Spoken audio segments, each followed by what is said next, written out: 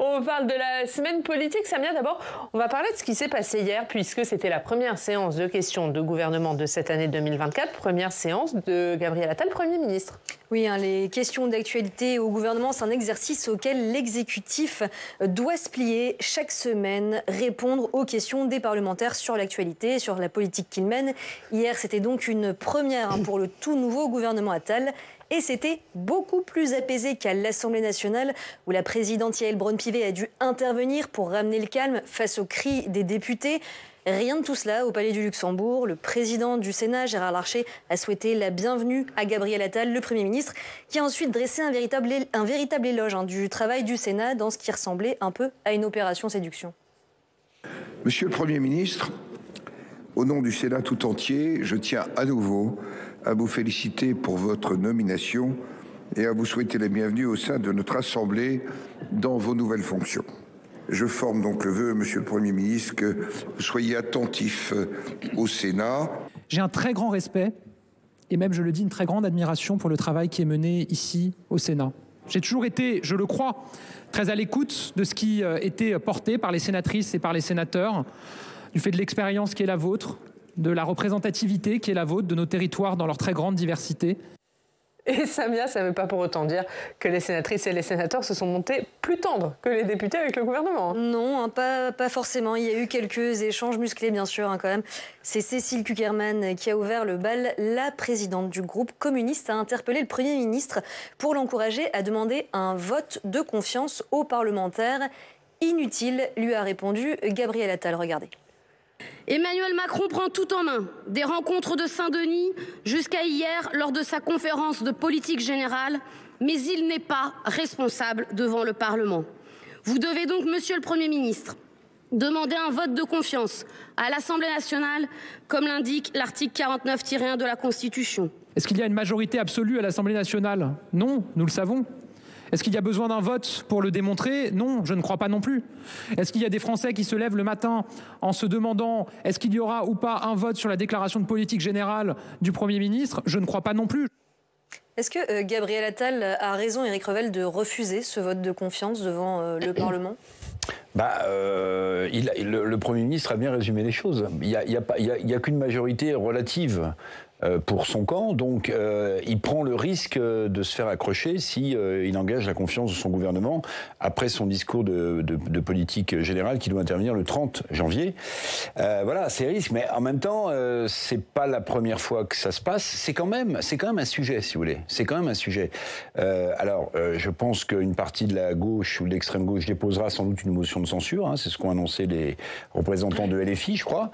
Et toute la gauche, Olivier Faure hier nous disait qu'il s'associerait à cette motion de censure. De se compter. Il démarre pas sur les chapeaux de roue, en réalité, Gabriel Attal. C'est pas si simple que ça. Il y a eu l'effet waouh, et je crains qu'il y ait l'effet assez rapidement pchit. Pourquoi? Parce que j'ai pas tout à fait compris quel était le cap du président de la République lors de cette conférence de presse qui n'en finissait plus. On voit restauration de l'autorité, l'école, les cours de théâtre. tout ça était... Donc en fait, il avance pas sur un lit de rose, en fait, Gabriel Attal. C'est beaucoup plus compliqué. Il a des difficultés dans son gouvernement qu'on connaît, notamment avec la ministre de l'Éducation, avec la nomination de Rachida Dati. Il va falloir qu'il passe des visites de terrain à l'action. Il va falloir que le Premier ministre passe du Premier ministre des diagnostics et des intentions à des actions qui vont redonner du pouvoir d'achat aux Français. La première priorité des Français aujourd'hui, c'est le pouvoir d'achat, Et puis la première mesure qu'ils viennent de prendre, entre guillemets, en pleine figure, c'est la restauration d'une taxe sur la facture d'électricité, puisque ça va, à partir du 1er février, s'alourdir de 10%. C'est ça quand même la réalité. Donc c'est pas si simple que ça. Donc engager la responsabilité de son gouvernement, c'est prendre un risque. Il refuse de prendre ce risque. Dont acte. Ouais, est-ce que, on va revenir, vous avez dit beaucoup de choses avec Revel, on va revenir tout ça sur le vote de confiance. Est-ce qu'il a raison, Gabriel Attal, lui qui vantait l'audace lors de sa nomination à Matignon? Oui, et est-ce qu'il prend tant que ça un risque alors que Éric Ciotti dit qu'il votera ni défiance ni confiance? Non, mais il a raison, il a bien résumé le truc. En fait, il n'y a pas de majorité à l'Assemblée. C'est pour la même raison qu'Elisabeth Borne n'avait pas sollicité de vote de confiance. En fait, le vote de confiance permettrait aux oppositions de faire un coup politique. de mettre le gouvernement en difficulté, comme ça s'était passé pour la loi immigration avec la motion de rejet, par exemple. Mais on est dans de l'ordre du coup politique. Est-ce que cette Assemblée aujourd'hui... Est-ce qu'elle a des chances de passer ? Il y a eu une vingtaine de motions de censure, aucune n'est pas... Alors non, par contre, la motion de censure, non, pas du tout. Moi, je parle du vote de confiance. Est-ce qu'il peut le perdre ? Bah oui, c'est possible, bien sûr. Et donc c'est pas la peine de se mettre dans une position. Ça servirait à rien en fait. Donc il l'a bien résumé. Ils n'ont pas la majorité absolue à l'Assemblée. Ça sert à rien d'aller à ce vote. Ça permettrait aux oppositions de faire un coup politique. Quel intérêt ? Parce que en réalité, je vous rappelle que cette Assemblée, elle n'a pas l'intention d'aller jusqu'au bout du bout et créer un chaos qui conduirait à une dissolution. Sinon, il l'aurait déjà fait depuis longtemps. Donc voilà, on est dans une espèce de jeu politique. Moi, je vois autre chose. C'est-à-dire que je suis tout à fait d'accord avec l'idée, le risque de passer du côté waouh au côté cheat. Je trouve qu'il y a un pari dans les choix qui ont été faits par Emmanuel Macron, et c'est un triptyque. Prendre un Premier ministre particulièrement dynamique, volontariste, très jeune, un vrai gouvernement resserré. Ça, pour le coup, ça fait 20 ans que tout le monde nous dit « je vais faire un gouvernement resserré », personne ne le fait. Là, pour une fois, c'est le cas, avec le côté équipe de choc, commando, 15 de France, que sais-je. Jusqu'à la deuxième vague, parce qu'il y a une deuxième vague qui arrive. Voilà, oui, mais bon, même s'il y a une dizaine ou une douzaine de ministres délégués et de secrétaires d'État en plus, on restera en dessous de ce qui s'est fait ces dernières années, quoi. Je veux dire, à chaque fois, on avait des gouvernements, quand vous preniez l'ensemble de l'équipe, il y avait plus de 40 personnes, 42, 43, 45. Donc là, si c'est une trentaine, ce sera quand même nettement moins. Mais le troisième étage de la fusée, c'était la fameuse adresse du président de la République à la nation, ce qu'il a fait à l'Élysée mardi. Et je pense que l'exercice, les trois devaient se compléter pour relancer, ouvrir une nouvelle phase du quinquennat. Et j'ai pas compris le choix de la conférence de presse pour cet exercice-là, parce que je trouve qu'à l'arrivée, ce qui en ressort, c'est quand même une impression de grande confusion. D'abord, c'est un truc qui est fait pour la télévision, qui est très parisiano-parisien. Et moi, je comprends que Gabriel Attal arrive au Sénat et qu'il ait plein de mots doux, parce que le grand absent de cet exercice, c'était les territoires. Je veux dire, on n'en a pas parlé du tout, quasiment pas. Il y a eu une incise sur les déserts médicaux. Le reste, zéro, rien. Et une des difficultés que va avoir ce gouvernement, c'est de réussir à convaincre les Français que ce n'est pas un gouvernement qui est composé de gens qui vivent dans le 6e, le 7e, le 8e et le 16e arrondissement de Paris, parce que pour l'essentiel, c'est ça aujourd'hui. Donc faire des déplacements, etc., un peu partout, super, mais il va falloir aussi s'engager sur des choses un petit peu plus fortes, à mon avis, parce que là, il y a un risque aussi que l'habituel procès en déconnexion se développe de manière assez féroce dans les temps qui viennent. C'est aussi ce que vous retenez de cette conférence de presse, Éric Revel, une forme de déconnexion. Est-ce qu'il a vraiment répondu aux préoccupations des Français ? Je pense que lui, il en est persuadé, le président de la République. Les Français le sont un peu moins, j'imagine. Mais là aussi, j'ai du mal à comprendre, si vous voulez. On nous explique pendant des jours et des jours que le président de la République va parler de la nation. Alors, on se dit... c'est un discours type Ernest Renan, 1882. Vous voyez, qu'est-ce qu'une nation ? On se dit, le président de la République va rejeter les bases de la nation française, peut-être en définissant de nouveaux repères. Et là, on a une espèce de monologue avec des questions qui sont banalisées, en fait, on le sait, qu'on sait comment ça fonctionne, et je ne pense pas du tout qu'il ait répondu à l'exercice. Et alors, il y a pire pour moi, parce que vous disiez, mais pourquoi est-ce qu'il a décidé de faire une conférence de presse ? En fait, quand vous regardez quelques indiscrétions, quand vous lisez quelques papiers, vous apercevez qu'on lui avait proposé au chef de l'État, pour cette conférence de presse, d'être derrière un pupitre, ou bien d'être derrière un bureau. Et il a dit non, on va prendre un bureau, il faut faire gaullien. Il faut faire gaullien, rapporté par Le Monde, cette petite anecdote, très intéressante. Et alors là, on est en pleine confusion de communication, parce que à la fois vous nommez le plus jeune Premier ministre de la Ve République, et vous essayez de titiller l'inconscient collectif du peuple français du côté du général de Gaulle. Donc vous êtes à la fois dans la Start-up Nation et dans la France d'antan, voyez.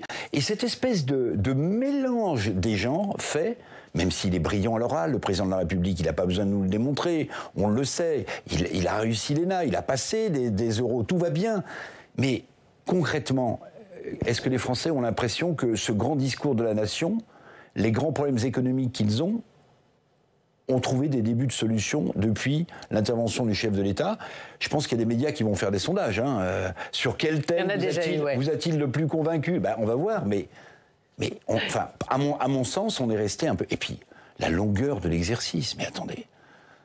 avec une audience qui n'était pas exceptionnelle, qui était un peu au milieu de l'étiage de ce que le président de la République fait d'habitude lorsqu'il s'adresse aux Français. À vouloir trop communiquer, en fait, on tue la communication. Donc il a raté son exercice. Je pense qu'il a raté son exercice. Pour vous aussi, vous êtes aussi sévère, Stéphane, exercice raté ? Moi, je pense que c'est pas le bon format, mais voilà, tout a été dit. Et puis après... on verra l'usage. Alors justement, on va voir ce qu'en pensent les Républicains, et notamment le patron du groupe LR à l'Assemblée nationale, Olivier Marleix. Il était ce matin l'invité de la matinale de CNews. Cette intervention du président de la République, elle était un peu étonnante. On nous avait annoncé que le président de la République allait fixer un cap. Moi, j'ai tout entendu sauf un cap. J'ai vu un président de la République qui partait tous azimuts, qui était en quelque sorte ministre de tout, qui se noyait dans le détail, ministre de tout, président de rien. Voilà, le problème du président de la République, c'est pas les mots, ce sont les faits, ce sont les actes, ils ne sont pas au rendez-vous. Et on a un président de la République qui, dans sa conférence de presse, a dénoncé des problèmes qu'il a lui-même créés quand il parle de la France de l'angle mort, en parlant des classes moyennes. Enfin, pardon, qui a, depuis 7 ans, plus les 5 ans où il était aux manettes auprès de François Hollande, a entretenu cette politique. Ministre de tout, président de rien, dit Olivier Marleix. On sent que Olivier Marleix avait préparé la punchline en amont. Mais elle est bonne. Oui. Alors, président de rien, il est dans l'opposition et dans son rôle, je n'irai pas jusque-là, mais ministre de tout, oui.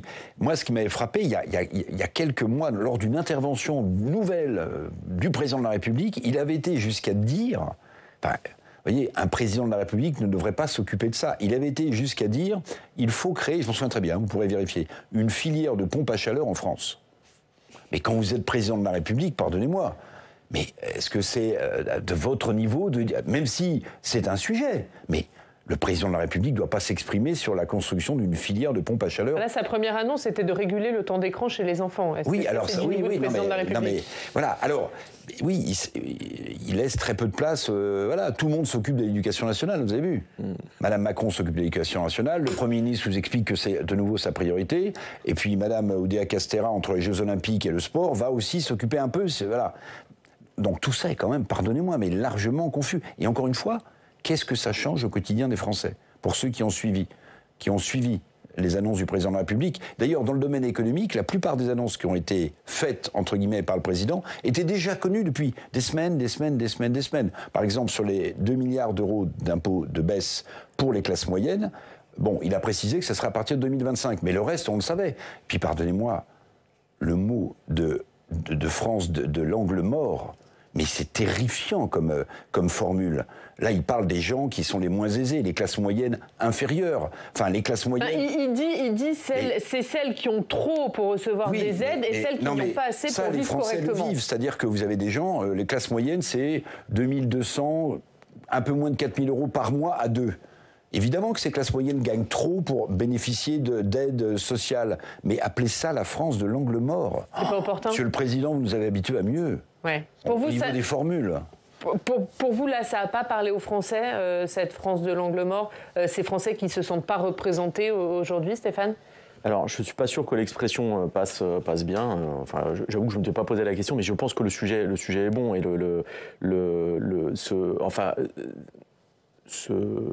s'adresser à effectivement cette France qui travaille, qui vit dans la peur du déclassement, qui voit son niveau de vie se dégrader du fait de l'inflation, etc. Là, je pense que pour Gabriel Attal, avant même qu'il soit désigné Premier ministre, c'était clairement un sujet clé, notamment dans la perspective de l'élection présidentielle de 2027. Ouais. Il en a d'ailleurs parlé dans sa passation de pouvoir lors de ses premiers déplacements. Et alors, il n'a pas dit France de l'angle mort, il s'est adressé à cette classe moyenne, à ces Français qui travaillent. La France de l'angle mort, je pense que ça parle à personne, et effectivement, l'expression est maladroite. Mais ce que je veux dire par là, c'est que... Et c'est pas un truc qui sort du chapeau, Gabriel Attal. C'est-à-dire ça fait quand même un petit moment qu'il a ça dans le collimateur, qu'il y travaille. Moi, ce que je vois, c'est autre chose. C'est-à-dire que je pense que le positionnement est bon, je pense que la volonté est bonne, je pense que ce gouvernement a envie de faire plein de choses, c'est super. Mais le risque, c'est qu'on s'installe dans une espèce de logique du coût médiatique permanent, de la com à outrance. Et le vrai risque, c'est que cette équipe perde tout le monde. assez rapidement, en faisant des sauts de puce, en ouvrant des feux, des chantiers, etc.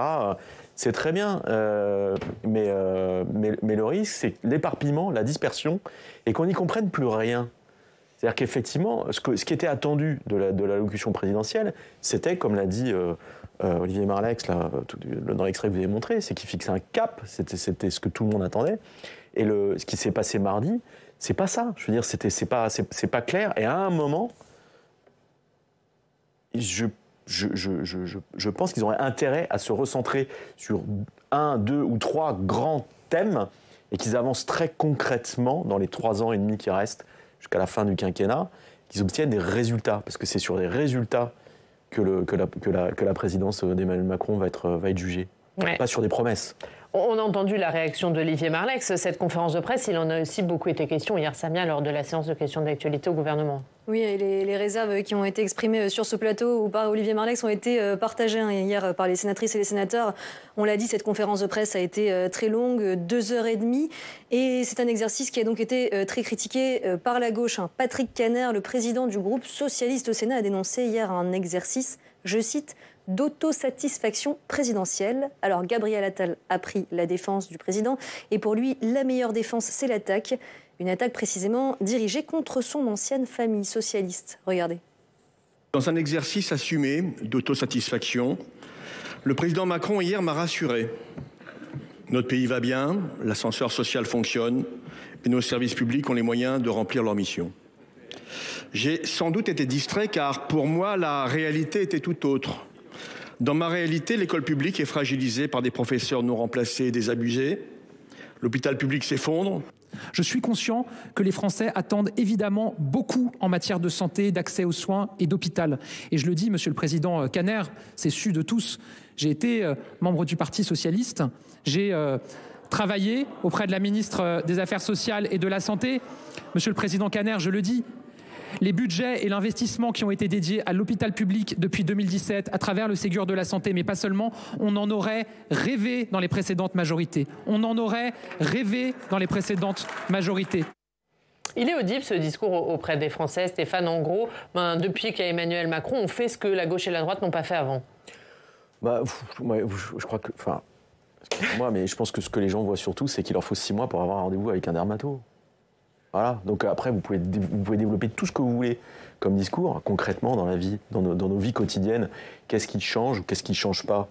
Et en fait, c'est le jour où les politiques qui ont été mises en place porteront leurs fruits et que ça se verra dans votre vie quotidienne, qu'il y aura peut-être une... Enfin voilà, que la façon dont on appréhendera ce qui a été fait se concrétisera. Pour l'instant, ça reste que des mots, en fait. Ouais. Ce que dit Gabriel Attal est vrai, mais encore une fois, il y a une inertie, un temps long qui les dessert, parce que injecter de l'argent, des moyens, etc., c'est formidable, mais il y a un manque de résultats tangibles, c'est ça? Regardez, tout le discours sur le numerus clausus, etc., c'est super, mais quand vous mettez fin au numerus clausus, il faut 10 ans pour avoir des effets concrets sur le terrain. Donc, et moi, je pense que tout ça sera audible pour les citoyens quand ils en verront les effets réels dans leur quotidien. Pour l'instant, on n'y est pas. Sur plein de sujets. La réponse de Gabriel Attal m'amuse beaucoup parce qu'en fait, il dément pas les propos de Christophe Kanner qui commence par dire l'autosatisfaction à tous les niveaux. Mais pardonnez-moi, la réponse de Gabriel Attal, c'est pour dire mais on a tout bien fait depuis 2017 dans l'hôpital public. D'ailleurs, tout va bien. Vous voyez, en fait, donc il donne raison au président Kanner. Et puis, pardonnez-moi. Bien sûr qu'il y a eu un effort de fait dans l'hôpital public, mais qui n'est pas suffisant. Donc, dire aux Français que les choses seraient pires si ce gouvernement ou cette majorité, qui n'était pas relative à l'époque depuis 2017, n'avait pas investi autant dans les services publics, mais les Français, c'est pas du tout ce qu'ils constatent. Il y a des morts aux urgences. Il y a des gens qui attendent des heures et des heures et des heures. On avait le meilleur système de santé. Alors, on disait du monde. Bon, enfin, en tout cas, là, on a l'impression que tout ça fonctionne mal. Et puis, ce qui met en colère, je pense, les Français, quelle que soit leur appartenance politique, c'est que dans ce pays, ils ont le sentiment, et c'est pas qu'un sentiment, vous voyez, ils payent beaucoup d'impôts, et ils voient les services publics beaucoup se dégrader. Et ils se disent, mais que se passe-t-il ? Alors, le discours de M. Attal, avec sa fraîcheur, son dynamisme, son talent, je pense qu'il ne passe pas du tout, parce que sur le terrain, c'est pas ce que les gens constatent du tout. Sur le terrain, ils constatent que les urgences sont engorgées, qu'effectivement, il faut attendre des mois et des mois pour avoir un rendez-vous avec un spécialiste. Et cette France-là, de l'angle mort, comme dit le président de la République, c'est la France qui souffre, et souvent en silence, jusqu'au moment en 2019 où il y a eu le mouvement des Gilets jaunes. Ouais. Est-ce que c'est aussi la France qui se tourne vers Marine Le Pen ? Alors oui, c'est intéressant parce que en fait, il y a un lent glissement, enfin, il y a eu un long glissement progressif, notamment d'une partie des classes moyennes vers le Rassemblement national. On le voit de scrutin en scrutin. C'est un des enjeux forts de ces européennes. On sait que le Rassemblement national fait la course en tête. Dans les sondages. Ce à quoi on assiste aussi en termes de remaniement, nouveau Premier ministre, etc. L'idée qui consiste à insuffler une dynamique, elle est là aussi pour sauver les meubles. C'est-à-dire que on sait, on est à peu près sûr que, je peux pas dire que le scrutin est joué, c'est pas vrai, mais il est très possible que le Jordan Bardella remporte les européennes. Il est très probable que le Rassemblement national arrive en tête au mois de juin. Et en fait, la volonté, ce qu'essaye de faire le gouvernement, l'exécutif, la majorité présidentielle, c'est de réduire l'écart au minimum.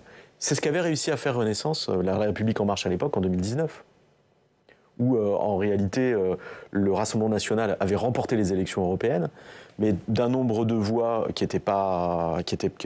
l'écart était assez faible, ce qui fait qu'à l'arrivée, Renaissance et le Rassemblement national avaient eu le même nombre de députés envoyés au Parlement européen, et ce qui était une défaite avait pu être présenté comme une victoire. Et là, Gabriel Attal... Moi, j'ai le sentiment qu'ils essayent de faire la même chose. Il peut atteindre cet objectif, Gabriel Attal, Éric Revel ?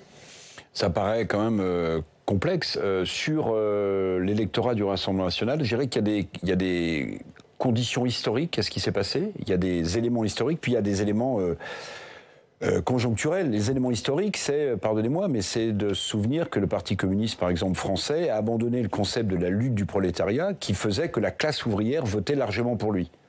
De l'instant où il y a eu cet abandon, j'allais dire, politique, la classe ouvrière s'est sentie un peu orpheline. Historiquement, la publication par le think tank socialiste Terra Nova d'une note expliquant que les classes moyennes n'étaient plus vraiment l'objectif de la gauche, eh bien, le Rassemblement national a capté cet électorat autour de deux thèmes qu'on n'a pas vu venir, ou que certains ont vu venir. Mais ces thèmes étaient... Enfin, le premier était souvent dénoncé comme étant l'élément d'un fascisme, d'une extrême droite, c'était la question de l'immigration. Bon, le Rassemblement national, avec les outrages, les outrances, s'en est emparé. Puis la deuxième question, c'est celle du pouvoir d'achat. Je le disais, c'est la première préoccupation des Français. Mais qui a fait campagne présidentielle sur la question du pouvoir d'achat ? Hasard ou nécessité ? C'est Marine Le Pen. Donc, si vous voulez, d'une certaine manière, elle est dans le bon timing, bien positionnée, normalisée également politiquement par l'émergence d'Éric Zemmour, qui a capté à lui les thèmes les plus extrêmes.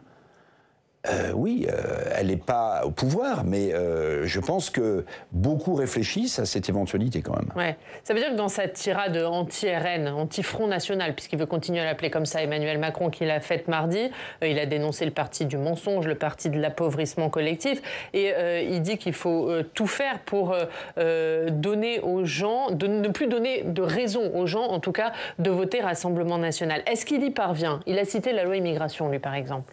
Mais c'est ce qu'il avait déclaré lors de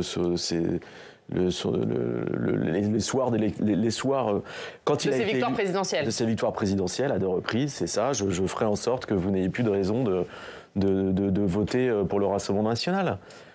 Sauf que concrètement, c'est pas ce qui se passe.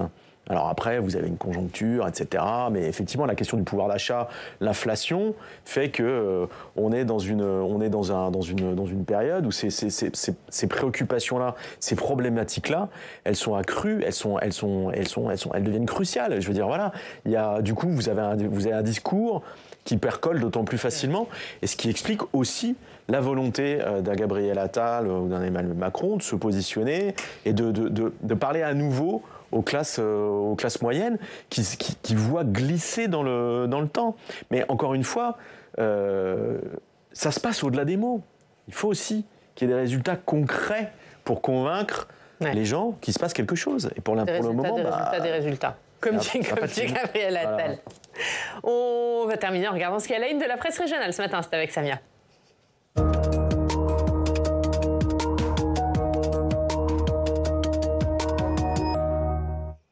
Et Samia, c'est bien sûr la neige qui fait la une des quotidiens dans le Nord ce matin. Oui, attention, ça glisse, prévient La Voix du Nord. Prudence, conseille aussi le Courrier Picard.